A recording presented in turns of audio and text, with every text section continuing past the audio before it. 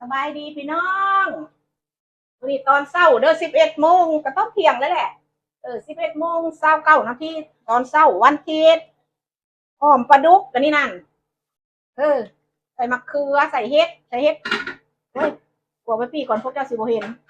ใส่เห็ดเพาะกว่านี่ใส่ปลาดุกกับเผามาเด้อเฮ้ยกะซีมาเด้อมากูคนมาเด้อดูหน้ามาเด้อป้าคุณของข่อยเห็ดมาเมื่อกูคนหมู่กูนะแม่บอกกี้นี่ล่ะทั่วโลกนี่ล่ะข่อยเห็นข่อยก็ได้นี่หอมปลาดุก เรื่องของปลาดุกนี่นะท่านพวกเจ้าอยากให้มันอวดตัวอันพวกเจ้ากาอันมีซิดใส่เด้อพวกเจ้าออมอย่างสินะมีซิดใส่ให้มันอวดตัวนะท่านพวกเจ้าอยากให้มันอวดตัวนะเอาเข้าขัวเหลืองนะใส่กันก็เฮาใส่แป้งใส่ยังแล้วนี่คอยบ่ให้มันอวดตัวลายมื้อนี้นี่เดี๋ยวมันพอซ้ำนี่เดดอดเฮ็ดเพาะกับกะสีใหญ่อยู่เฮ้ยเด้เห็นบนหน้าเฮ็ดเพาะน่ะสาวนี่เด้มันก็ใหญ่อยู่เฮ้ยใส่มะเขือใส่เบียร์โอ้ยแซ่บยกโป้ของกินลาวของกินลาวแม่นอ่อมแม่นแกงพี่น้องเอ้ยเดี๋ยวปลาแดกเด้อพี่น้องสิกินอ่อมปลาดุกให้เบิ่งเออทั้งคนพังๆแล้วก็สิมอดไทยพี่น้องอืมนี่ตอนปลาดุกคือตอนเฮ็ดนั่นแหละพี่น้องเอ้ยนี่กินอ่อมปลาดุก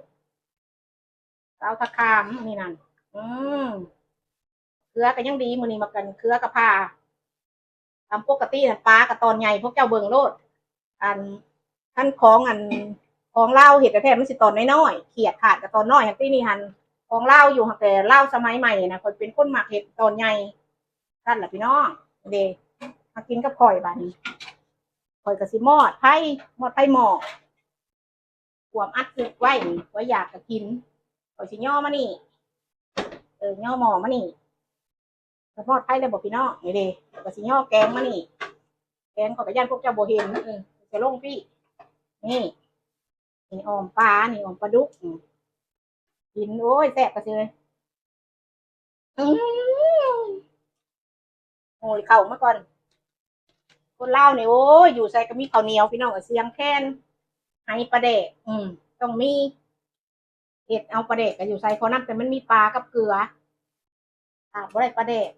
แกงเป็นปลาเดกแป้งนัวน้ำมุ้ยแป้งนัวก็ขอให้น้ำมีปลาเดกอืมแซ่บอืมเด็ดเบิ่งได้อพี่น้องออมปลาดุกแซ่บเผากระขักมันจังหอมอืมข้าวเหนียวบายบายพี่น้องอยู่ดีไหมฮะ